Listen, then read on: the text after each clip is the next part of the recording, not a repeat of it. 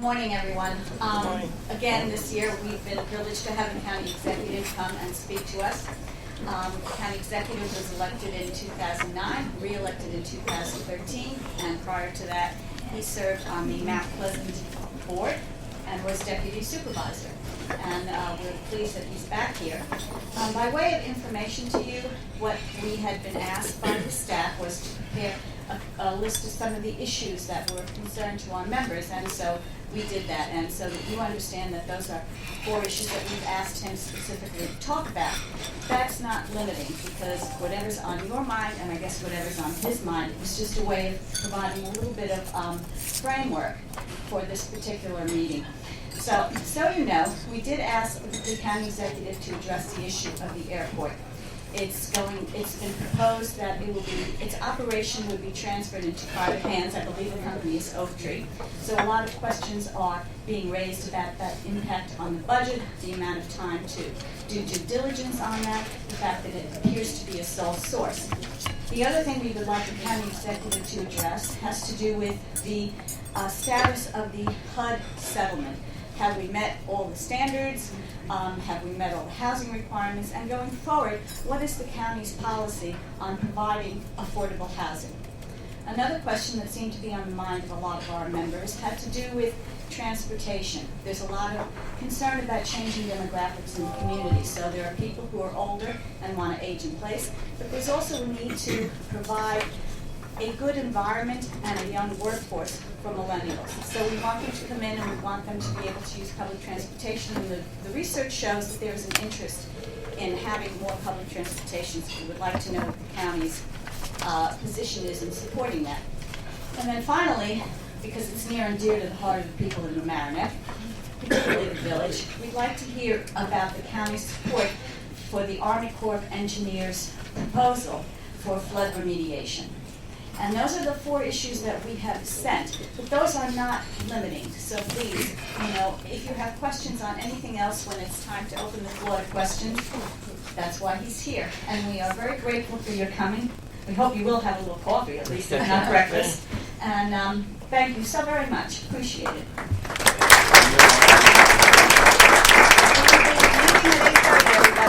Thank you. Good morning. Good morning. It's like deja vu. Another year, we're back. Hope everyone has a wonderful holiday on tap. And I will answer any question about anything. So you could line them up if you'd like, and I'll try to get to those 4 questions, and then just a little briefing about the budget that was passed yesterday by the county board. I have to, just so we can time this out, I have to leave about 8:30 because I have to get back. We've got a big commissioners meeting at 9, so I have to get back there for that. But so I wanted to go through some things, starting with the budget, which was submitted by me on November 10th. And the county board has been looking at it, holding hearings, talking to all the departments, and the board voted yesterday in a bipartisan budget to adopt the budget with some changes, which is not unusual. You do that all the time. But the highlights are, for the 7th straight year, there's no tax increase in the county budget. There is a budget that is basically the same in dollars as it was when we walked in, but given the expenses that have risen through the years, we had to really manage our expense side dramatically, which is how companies try to survive without increasing their prices to the consumers. But of course, we have pensions, we have health care, which both are dramatically increasing over the last several years. We have fairly low inflation, and so our investments, just like everybody else, aren't doing as great as everything could. And so the challenges are always there. The workforce has been reduced mainly through attrition over the last 7 years, from about 5,700 to about 4,900, give or take. But we have just made sure that the work continues to get done. So the budget was adopted yesterday. Now, part of that budget leads to your airport question. The idea of, in essence, privatizing an asset is not a new one. It's being done around the country. It's being done around the world. And our airport, just so you know, in 1945, when the military had that airport and turned it over to Westchester County, since day one, Westchester County government has had a private operator run the airport for the county. So it's not county employees running the day-to-day airport. It's been a private operator. In 1945, it was Gulf Oil, and through the years, Pan American ran it, and Johnson Controls, and now Avports has run it for the county. You need to know about the airport, though. Every dollar that comes into the airport has to stay at the airport. That's under federal law. So nothing can come out. It's all trapped, if you will, at the airport. Every revenue, every tax, every passenger facility charge, all of that must stay at the airport. That's good and bad. You know, there's work that needs to get done there, and we do it. But let's face it, the county can do it far more expensive than anybody else and far slower than anybody else because we're a government, and that's how it works. And that's not the best thing for passengers or for people who work at the airport, the businesses there. So we looked into and got a proposal from a company that does this, manages airports, manages ports. It's under an FAA rule from the Clinton administration from 1996. It allows up to 10 airports, medium or small-sized airports only, to privatize. But what it would do is allow, under a lease, a long-term lease, a company to come in to run the daily aspects of the airport, which we already have. Somebody's already doing that for us. But there are very big differences. And the big differences are these. Number one, the money, as we take it in now, has to stay at the airport. Under this Federal Aviation Administration program that was approved by Congress in '96 and signed by President Clinton, you can actually take the money from the airport and use it for general purposes. And there's a lot of money trapped at that airport. So you could use it for police, for parks, for daycare. You could use it for anything you want to use it for and still use it at the airport. That was number one. Number two, there are 10 slots. Only 10 under this law. Now, because it's somewhat limited, there's only been one airport, and that was San Juan, that has successfully been able to do this. Midway in Chicago and others were in the process of doing it, and with Midway, they had basically all the approvals and were set to go, and then the economy collapsed in 2007, 2008, and the city of Chicago decided to back out. There are other airports that are being looked at around the country, so we said, well, why don't we look at this? Now, under the current deal, we pay Avports $1 million a year to run the airport. And, wait, there's more. Every dime of expense. So we pay them $1 million fee to do it. We pay all their employees' insurance.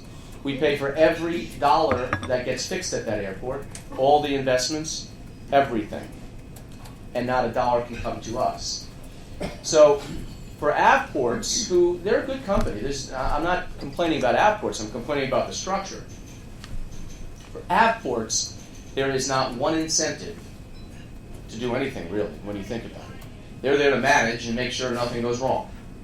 But as far as the customer experience, as far as investments, you know, I don't want to say it doesn't matter to them, but there's no incentive. Now, under this new proposal, we have an investing company and an infrastructure fund that would come in here, work under a lease that we have worked out, that the county board is looking at now. And this lease has written in it strong protections, because I don't live that far from the airport. And how many people use HPN? Use the county airport? Why not the rest of you? You like to go to Kennedy? So, yeah, it's where you're going, exactly right. So here's what we wrote into the lease for protections for the airport. Number one, we were very conscious of the environmental areas around the airport. That's something that we take very seriously, the neighborhood takes very seriously. So we wrote in specifically standards and things that they have to do for environmental protection there, including wetlands, including wildlife. Now, this is the company that oversees and took over the San Juan airport and did a massive amount of environmental protections there, including iguana protection on their runways. We have, of course, geese. And so we had to protect, but also come up with a plan that works to protect the flying public, because obviously you know about bird strikes. So the environmental sensitivity is very important, including the de-icing runoff, which is now trucked away or can leach into the Blind Brook or the reservoir. They're going to build a de-icing pump station facility there. So that is an infrastructure that we weren't going to do necessarily, but they were going to invest in. There will be no lengthening of the runways. This is important because if you lengthen the runways, you can then expand the airport.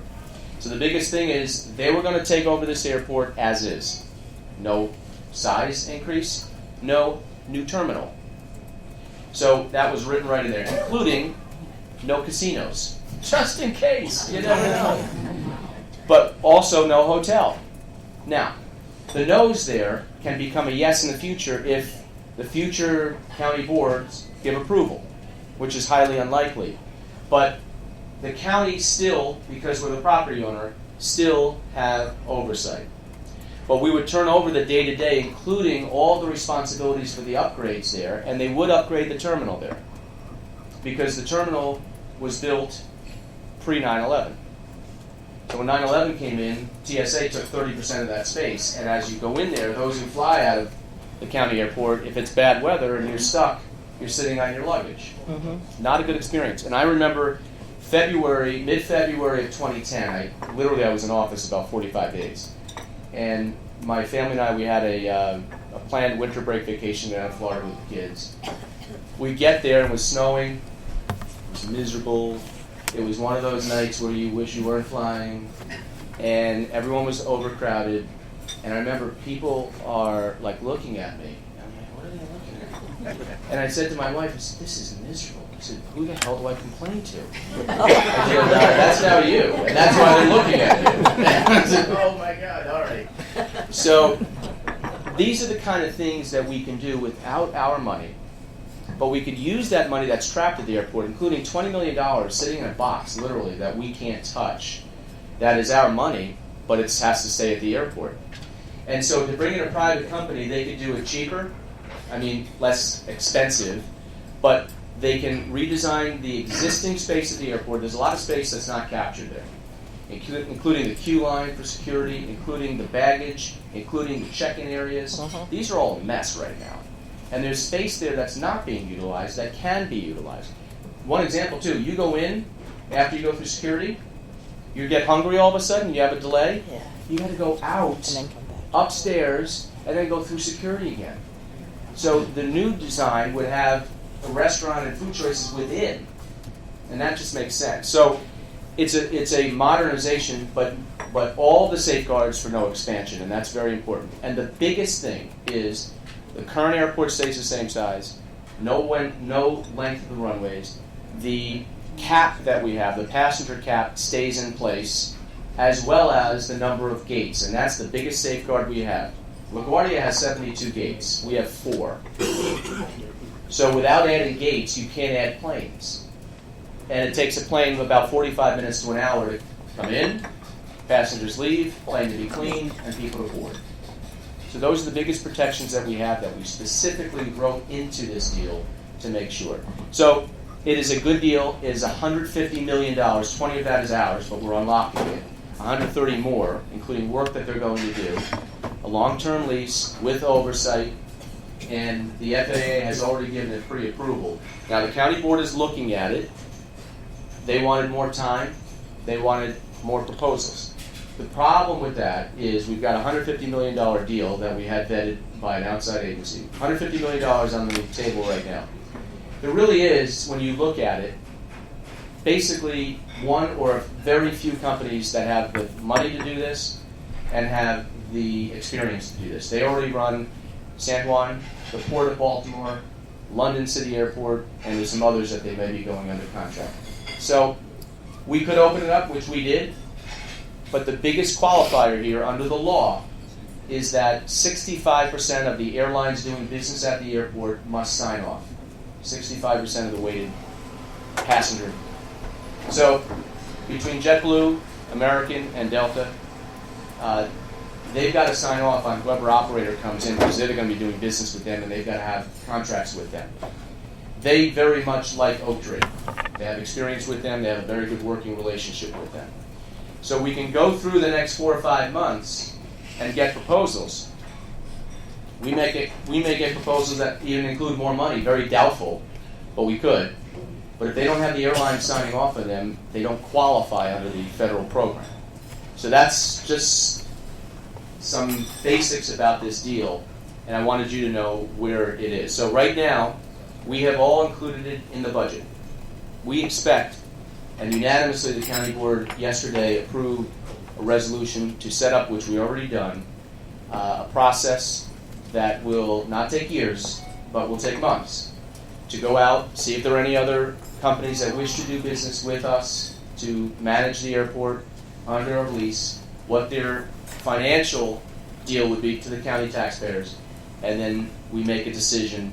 The goal that we all agreed to would be by the end of May. So it was included in the budget on the anticipation that we are going to do this. If it is not, then we've got to make $15 million in cuts mid-year, which is not something any of us would like to do. But that's what was on the table, and that was agreed to by the county board. I guess I'll take some airport related? Okay, sure. Coach. Retired, thank you. Okay. Question. Yeah. What are some of the other counties like Stewart Airport in Orange County, MacArthur out in Nassau? What are they doing? Because they're facing the same dilemma that Westchester. Yeah. It's not no longer LaGuardia, Newark, or Kennedy. So what are they facing? Well, they're under different authorities. So Stewart, I believe, is under the Port Authority. MacArthur is, I forget which agency runs MacArthur. So, for instance, this, like a Kennedy, LaGuardia, Newark, they would not qualify for this. No, Nationally. major ports, but we're Right. Westchester. But we're Westchester, we would qualify. So the ones you mentioned could qualify, I guess. The Port Authority already runs Stewart, so that's not going to happen. MacArthur, I forget who runs MacArthur, but that could qualify, and this is something that they should look at. This goes in line with the idea of toll roads or even sewer treatment plants. These are the kind of things that are being looked at, infrastructure around the country, to sort of, well, who should do it? As long as it gets done, who should do it? And one stat that I should mention, the cost of a county employee now, average cost with their benefits including health insurance, our pension costs, the average cost of a Westchester County employee is now $134,000. So when we say we can't afford it, we can't afford it. And so we've got to start looking at other ways to get the services done. And quite frankly, it's the same thing with Playland. I don't think most people care.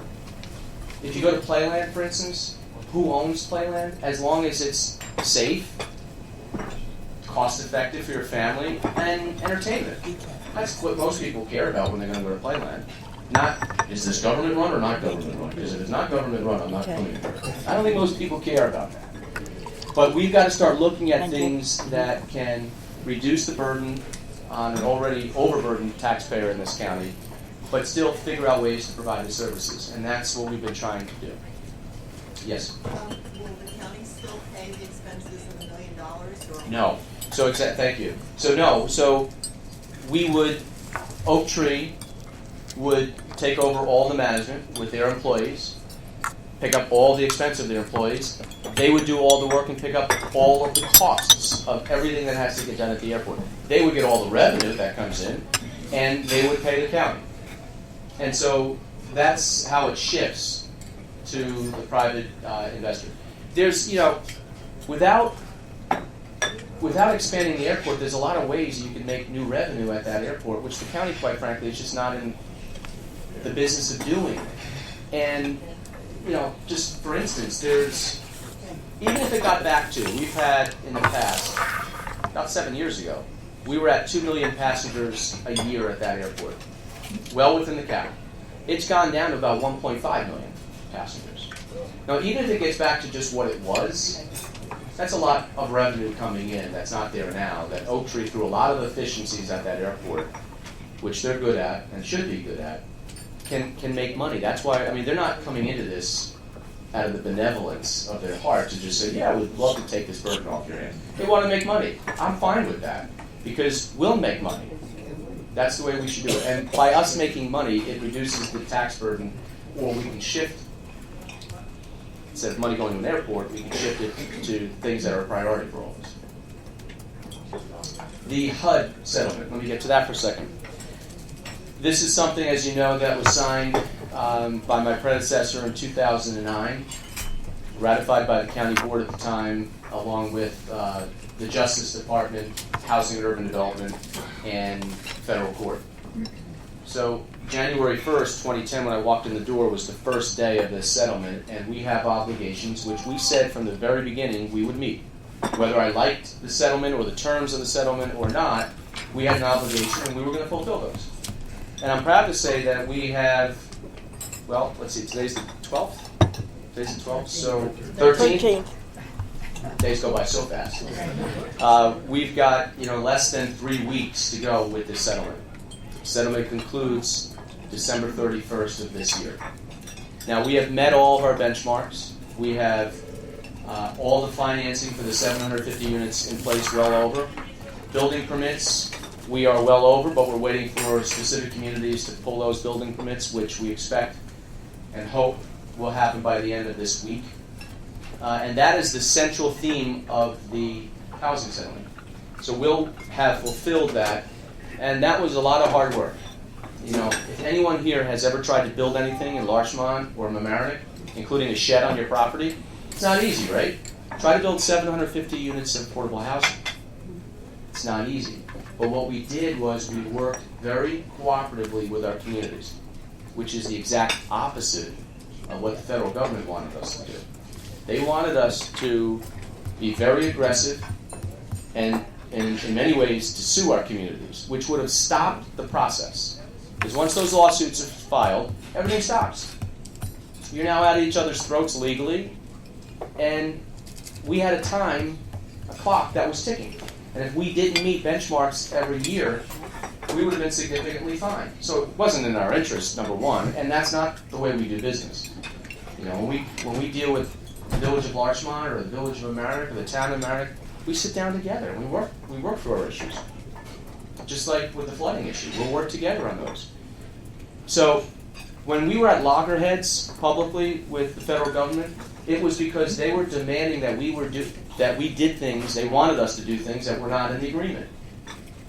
And that's where we drew the line. Now, there are other things that we've had disagreements on that we've come to settlements or agreements on the interpretation of the language, including marketing these units, a survey that they wanted done. All these different things we've agreed to do at a cost of over $1 million. The whole settlement was supposed to be $51 million. We knew it was going to be far more than that. And it's going to end up being almost double that. But we'll have gotten it done, and we'll have 750 more units of affordable housing. The question that you would ask, somebody asked, well, will there be more affordable housing going forward? Of course there's going to be. There was before we got here, there is now, and hopefully in the future, whoever the county executive and county boards are, they'll continue to do affordable housing. It's an important thing. We realize that. There's no question. How you build it is up for discussion, and the costs, which are getting out of control, are also up for discussion. But the need is there. There's no question about that. And we've been doing concurrently affordable housing proposals in other communities that are not, quote, under the settlement. That has continued along the way. Yes, sir. Under the settlement, there were certain requirements about reviewing and dealing with local zoning to determine that they were not exclusionary. Do those requirements go away? Repeat the question. There was exclusionary zoning. The question was about exclusionary zoning. The federal monitor, who served at the pleasure of HUD, this is where the unfairness came in, and if we had been at the table before this was agreed upon, these are the kind of things that we knew would have been very problematic and that I did not support. The federal monitor was hired by HUD and can be fired by HUD at their will. So is he really a referee? No. He's an advocate for HUD. And so any dispute that we've had along the way, which is supposed to be his job to find a resolution, a fair resolution, was always in favor of HUD, so you could understand our frustration. Then it got to the point where he became not an impartial, quote unquote, but he became an aggressive advocate for HUD, which was not his role. And so those are the problems that we had. He has since resigned in August. Ironically, he's running for governor of New Jersey. But he has resigned. $1,000 an hour. And now there are 30 days left, less than 30 days left in the settlement, where we have basically met all of our benchmarks. We've been dealing with the federal government and with the court without a monitor.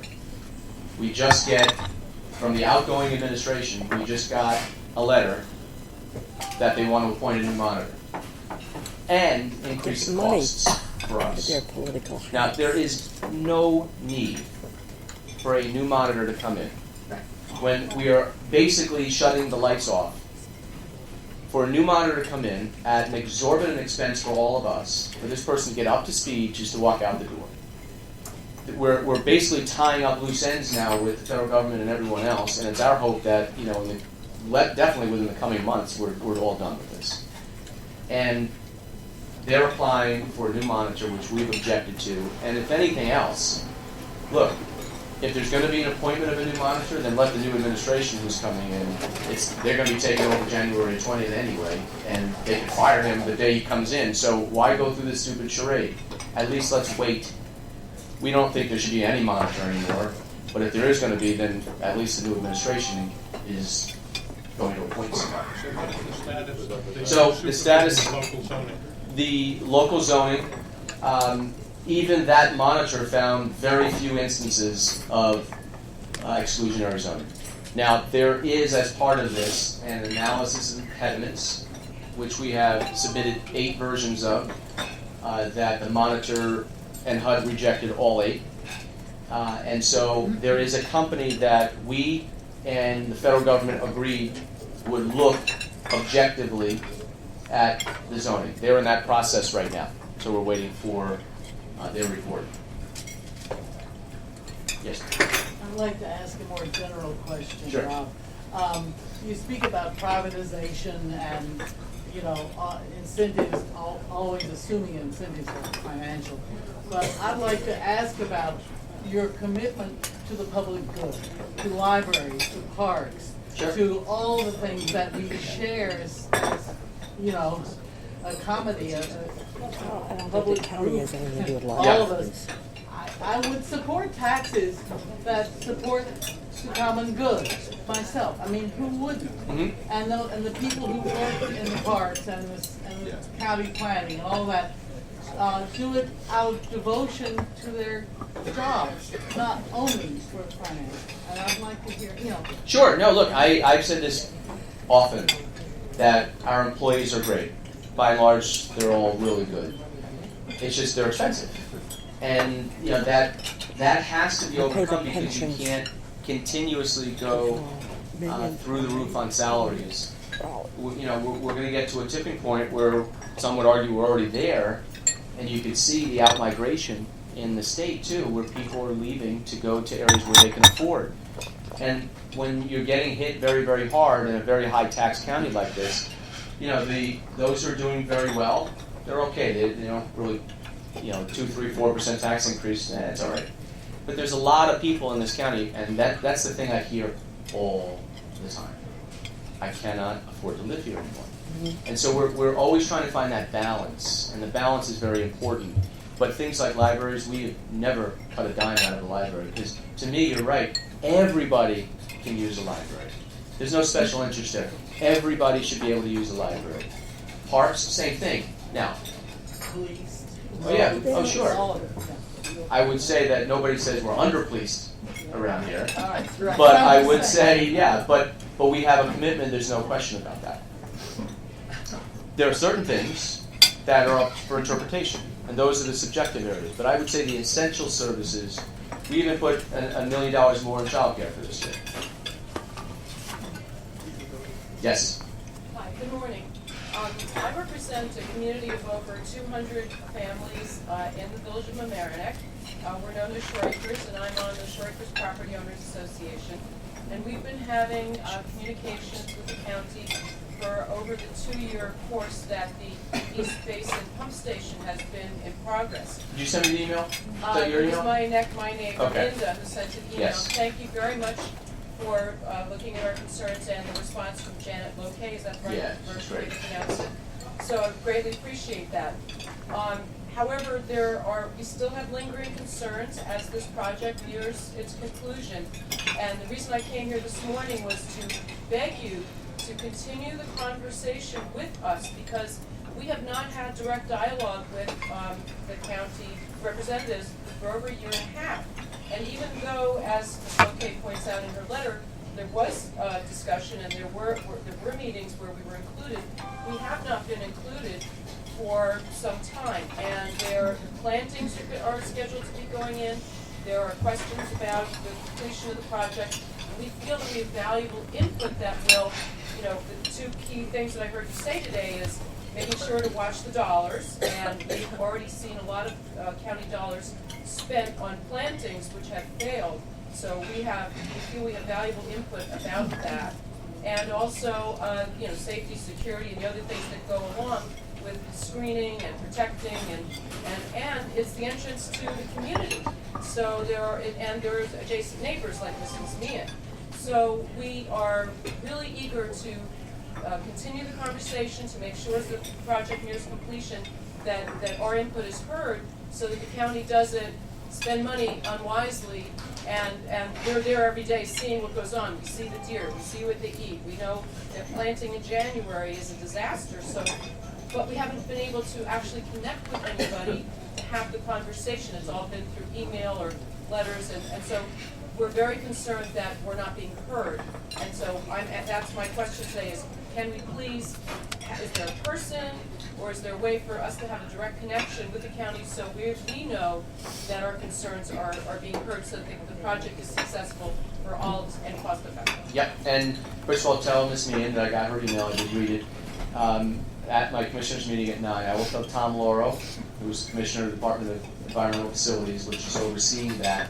I know there were some issues too with access to property and that, but I will talk to him directly, and somebody will get back to you and try to set something.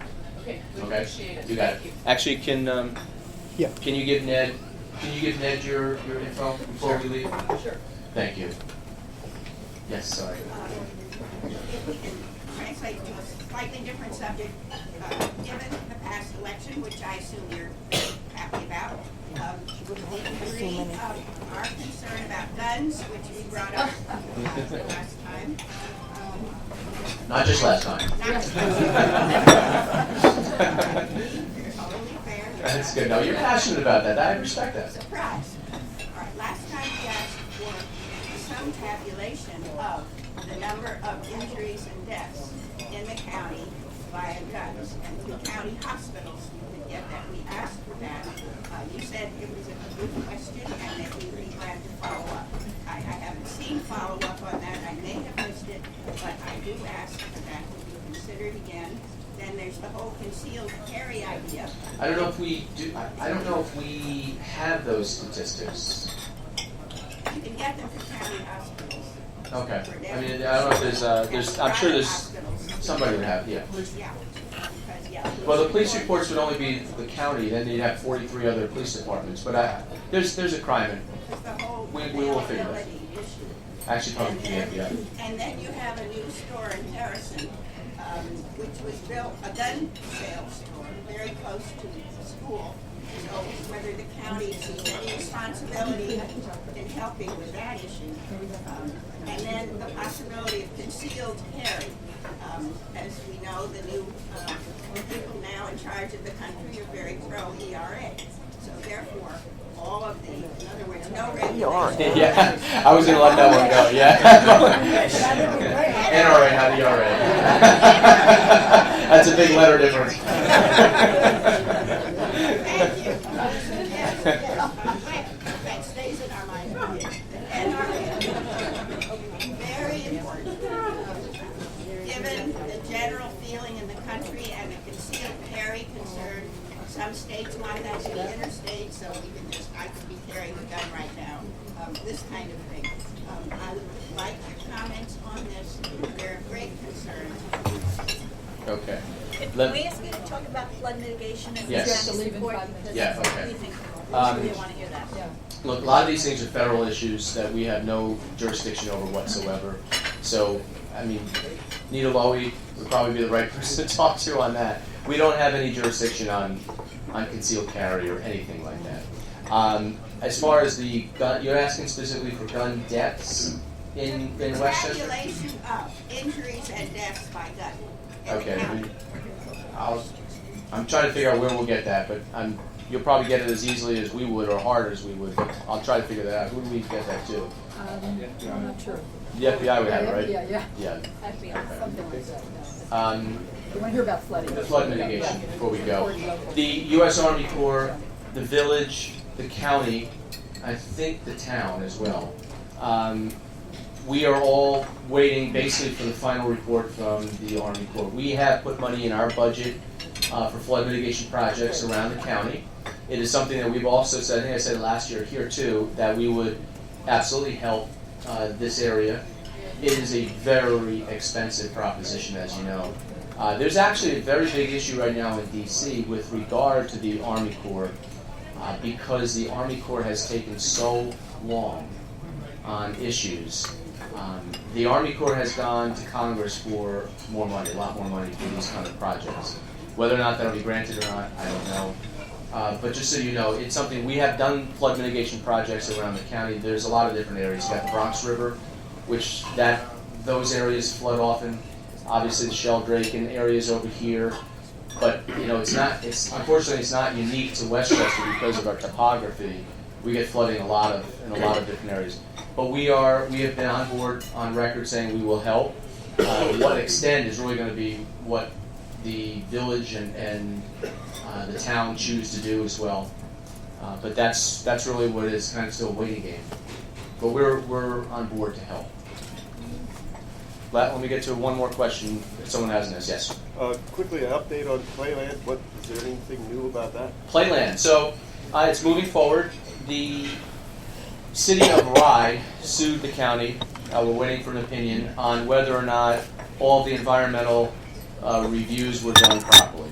We feel very strongly that they were, but a judge is going to determine that. And if a judge rules in favor of Rye, that the process wouldn't stop, the contract wouldn't be voided, for the management of Playland, it would concur, you'd go forward, but you'd have to go back and do some of the environmental that they were being asked to be done. But as it stands now, there are 10 projects that are slated to be moving forward. The engineers and the architects, the county, and Standard have all met to map out the projects so they're done the right way. So a sewer line or whatever's not put in, and then you're ripping it up a year from now for another project. So the coordination of that is really what's being worked on right now, and some of the work will start hopefully next year. But it's all for next year. The county will still. Now this is the frustration of government. We're going into our eighth year on Playland. But it is moving forward. Excuse me, Rob, I just Yes. wanted to... Hi, Nancy, I can see you there. How are you? Yeah, I know it's not good, Good morning. sorry. Good morning, everyone. I'm Nancy Sullivan, supervisor of the town of Mamaroneck. And I just wanted to let you know that in regard to the Army Corps project for flooding, the town has very little engagement in the project, and because all of it actually takes place in the village of Mamaroneck. However, because we're a town, we are responsible for all bridges in the villages, so that's our involvement. But of course, we're very supportive of the village and how it moves forward. Just Yep. wanted to clarify. Thanks. Great. Let me just kind of wrap up. All right. Can I ask a Yeah. really serious question? Yes. We have all heard about hate crimes Mm-hmm. around the county and around the country and around the county. And I really would like to know what you as a county executive are worried about that. Well, we have spoken out. The question was hate crimes and some of the hate crimes that have popped up around the county. We had an incident several weeks ago at on the pathway to the Bronx River near the White Plains train station, where somebody spray painted a swastika and other bad stuff. And we immediately went over there. We had a big press conference with a lot of media there to, number one, say this will not be tolerated in this county. And number two, I don't care if this was a kid who thought this was a prank or a real stupid, ignorant adult. We're going to go after this person when we find them, and we're going to make them an example, because this is not what we tolerate in this county. This is not who we are as a county. And I'm proud to say we are the 4th most diverse county in all of New York. We have, of our 1 million people, we are almost 25% Hispanic now, 15% African American. We're the 8th largest Jewish county in America. We have a growing Asian population. So this is a very diverse county with a lot of diverse needs. And we've all gotten along very, very well in this county. And to have some imbeciles come in here and do that is not who we are. And so we have spoken. In fact, today at 2:30, I think.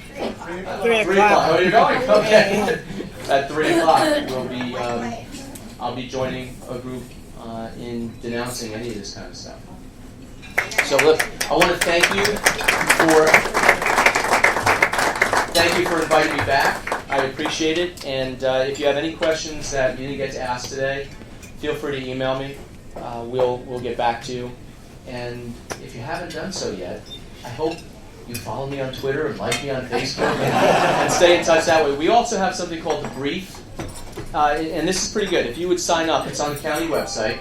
Every Friday afternoon, we send out and it's compatible on your smartphones, but we send out just sort of the top 3 or 4 stories of the week that happened.